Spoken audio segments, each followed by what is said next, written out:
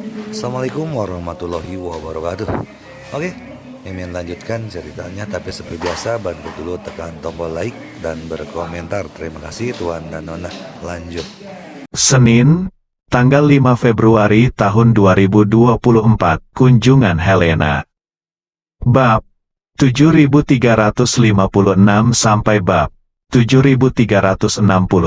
Menguduskan dan memberkati sebuah jimat sebenarnya berarti meminta penyihir secara pribadi membacakan sutra untuk memberikan jimat tersebut apa yang disebut kekuatan magis. Tentu saja, kekuatan gaib semacam ini bukanlah kekuatan gaib dalam arti sebenarnya, tetapi lebih merupakan semacam pahala dan makna yang indah.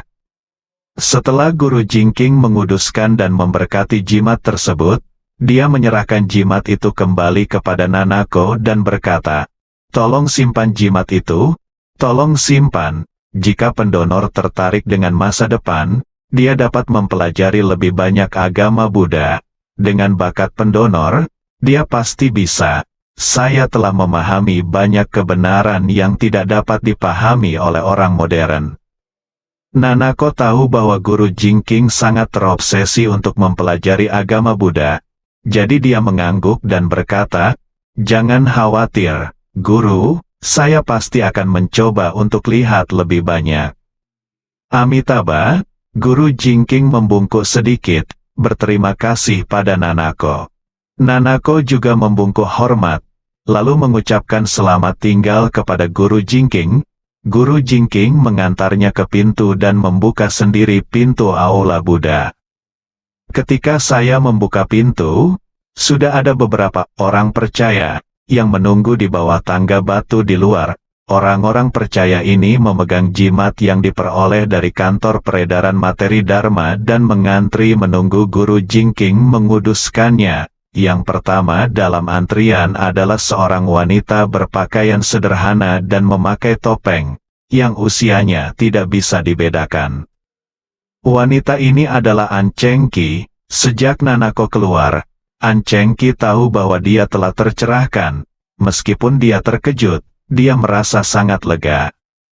Seperti yang dia dan saudari Sun katakan, Nanako berhasil mencapai pencerahan, dan Ye Chen akan memiliki teman dekat selama perjalanan panjang latihan spiritual. Ini sangat penting dan memiliki jangkauan yang luas bagi pejalan yang kesepian dalam perjalanan jauh. Ketika Nanako melewati An Chengqi, dia tidak terlalu memperhatikan wanita bertopeng itu, karena yang mengantri di belakang An Chengqi adalah wanita muda yang ditemui Nanako di lift. Nanako mengenalinya pada pandangan pertama, dan perhatiannya sepenuhnya tertuju padanya, jadi dia bahkan tidak memperhatikan An Chengqi. Pada saat ini, wanita muda itu ditemani oleh wanita lain yang seumuran. Keduanya saling berbisik. Ketika wanita itu melihat Nanako keluar, dia berkata dengan terkejut, "Ah, itu kamu." Nanako sedikit mengangguk padanya.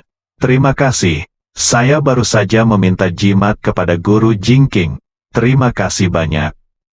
Wanita itu tersenyum dan berkata, "Sama-sama, ini hanya sedikit usaha." Nanako melihat bahwa dia memiliki teman di sekitarnya. Jadi dia tidak melakukannya, tidak berbicara dengannya lagi. Setelah mengucapkan terima kasih lagi, dia mengucapkan selamat tinggal dan pergi. Wanita itu pun dengan antusias mengundangnya untuk berkunjung ke rumahnya, dan Nanako langsung menyetujuinya.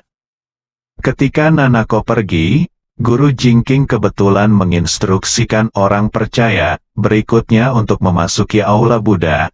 Jadi An Chengqi turun tangan. Setelah pintu aula Buddha ditutup, dia bertanya kepada Guru Jingking, "Jingking, apa pendapatmu tentang Nona Ito barusan?" Guru Jingking menghela nafas pelan dan berkata dengan emosi, "Nyonya, Jingking benar-benar malu bertemu Nona Ito." Dalam prosesnya, hati Sang Buddha terganggu beberapa kali. Suatu ketika dia ingin memperkenalkan Nona Ito pada agama Buddha, Suatu kali dia berpikir bahwa meninggalkan 7 emosi dan 6 keinginan adalah kunci menuju pencerahan. Sekali lagi, setelah dorongan Nona itulah Jingking menyadari bahwa selama ini, saya sebenarnya didasarkan pada landasan Taoisme untuk mencapai pemahaman agama Buddha.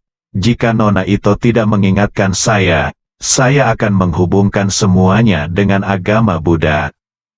An Chengki tersenyum dan berkata, Nona Ito memang sangat pintar, dan gadis ini memiliki karakter yang jujur dan gigih. Bagi orang seperti Anda yang suka membujuk orang untuk menyembah Buddha, kejujurannya telah menjadi senjata yang dapat menghancurkan segalanya, dan ketekunannya bahkan lebih sulit dipahami. Karena dia sudah memiliki kekasihnya sendiri. Bahkan jika kalian ada 8, tidak mungkin membujuknya untuk masuk agama Buddha. Guru Jingking mengangguk dan berkata, apa yang dikatakan Nyonya benar-benar. Setelah berkata dalam hal ini, Guru Jingking berkata lagi, Nyonya, karena Nona Ito dapat meninggalkan tubuhnya, maka dia sudah memiliki kualifikasi untuk berlatih Taoisme, tetapi dia baru saja memulai, dan ini adalah masa kritis ketika dia sangat membutuhkan bimbingan. Apakah Anda siap untuk mengembangkannya secara pribadi? Seorang Chengki menggelengkan kepalanya, dia memiliki takdirnya, dan bakatnya dalam mengembangkan Taoisme jauh lebih unggul dari saya, dan saya tidak dapat mengolahnya. Meskipun An Chengki berhasil mewujudkan Taoisme dengan bantuan Ye Changying, dia bukanlah seorang jenius dalam mengembangkan Taoisme, dan dia tidak berbakat seperti Nanako dibandingkan dengan kebanyakan jenius yang memiliki Tao Wutong. Mereka secara alami jauh tertinggal. Oleh karena itu, dalam pandangan An Chengki, arah perkembangan Nanako setelah pencerahan harus dibimbing oleh putranya Ye Chen, bukan dirinya sendiri.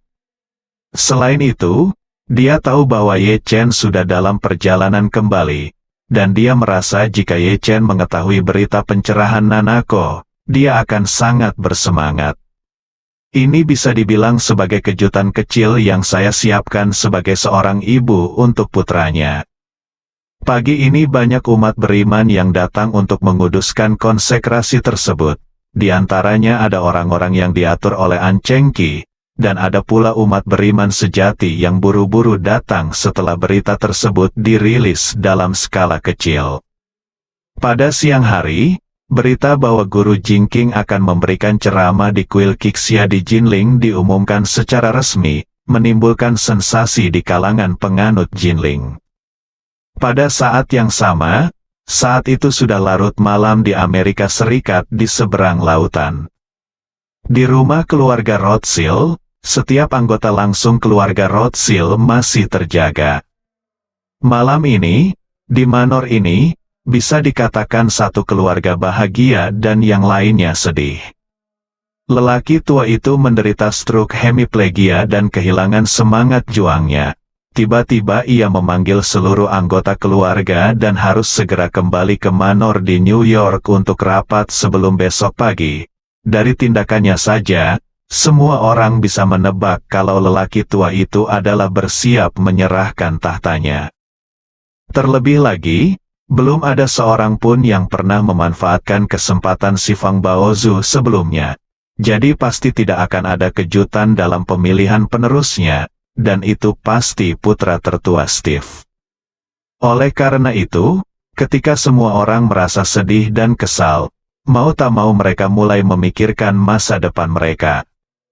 Begitu Steve berhasil naik tahta, hal pertama yang akan dia lakukan adalah mengkonsolidasikan kendalinya atas seluruh keluarga. Bisnis keluarga yang paling inti dan paling menguntungkan pasti akan diambil alih olehnya. Pada saat itu akan menjadi proses terus-menerus memotong daging mereka. Meskipun mereka tidak dapat menolak, mereka juga harus memikirkan beberapa tindakan pencegahan. Ada juga beberapa orang cerdik yang langsung berencana mendekati Steve sendirian. Tanpa diduga, setelah pertemuan Steve dengan dokter, dia pergi menemui lelaki tua itu lagi. setelah memberikan pijatan pemulihan pada lelaki tua itu dengan tangannya sendiri, dia mengunci diri di vilanya dan menutup pintu untuk berterima kasih kepada para tamu. Sore harinya, sekelompok saudara laki-laki dan perempuan datang mengunjungi anak-anak mereka, tetapi mereka semua dihalangi oleh pengurus rumah tangga Steve. Steve sangat cerdik. Ia tahu bahwa adik-adik yang datang berkunjung ini ingin memanfaatkan kesempatan ini untuk mengungkapkan kesetiaan mereka kepadanya secara pribadi, dengan harapan dapat memberikan kesan yang baik dan bahkan mendapatkan posisi yang baik setelah ia mengambil alih. Dan dia benar-benar membutuhkan beberapa orang yang berguna untuk membantunya mengurus seluruh keluarga dengan lebih cepat. Namun, pada saat kritis ini, dia tahu bahwa dia tidak bisa bertemu sendirian dengan siapapun. Menurutnya, dia bisa menunggu sampai dia berhasil naik tahta dan kemudian perlahan-lahan memilih bawahan yang berguna. Namun, begitu dia mengungkapkan niatnya untuk memenangkan hati orang lain atau membentuk tim sebelum naik tahta, itu dianggap sebagai tindakan subversi. Hal ini akan mempunyai konsekuensi yang tidak terduga terhadap suksesinya pada akhirnya. Oleh karena itu, ia menutup pintu untuk mengucapkan terima kasih kepada para tamu, tidak bertemu siapapun, dan tidak berkomunikasi dengan siapapun kecuali keluarganya sendiri, guna meminimalisir segala risiko. Steve sangat bersemangat sehingga dia tidak tidur sedikit pun sepanjang malam. Keesokan harinya sebelum fajar, dia segera bangun. Setelah berpakaian dan berkemas, dia sendiri naik helikopter dan berangkat menuju Ottawa pada malam hari. Dia berencana pergi ke Kanada secara langsung untuk membawa Helena, Ratu Eropa Utara, ke New York.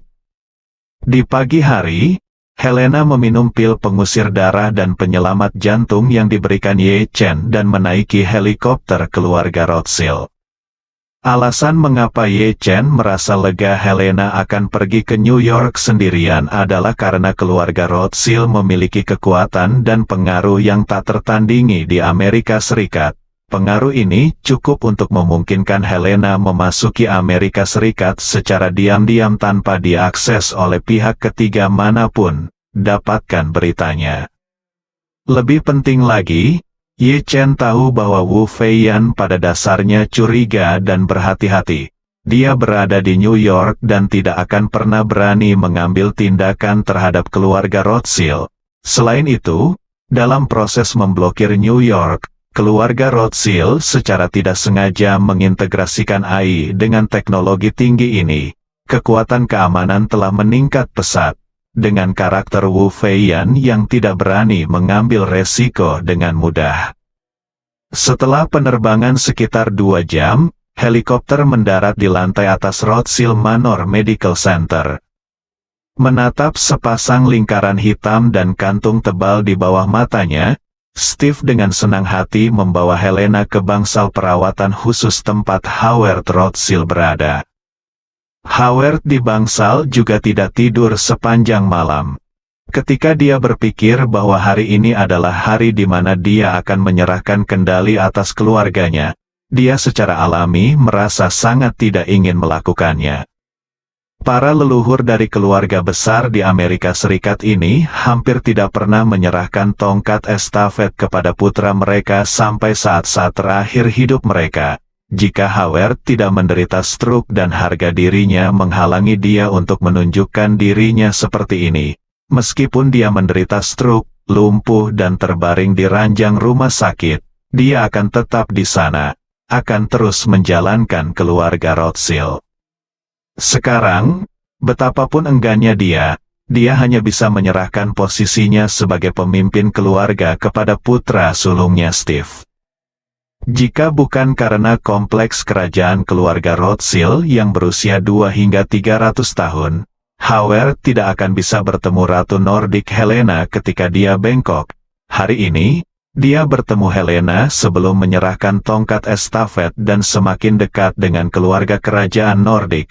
Hal terakhir yang dia lakukan untuk keluarga tersebut sebagai kepala keluarga Rothschild saat ini adalah membangun hubungan dan berusaha untuk mengintegrasikan garis keturunan bangsawan ke dalam keluarga Rothschild.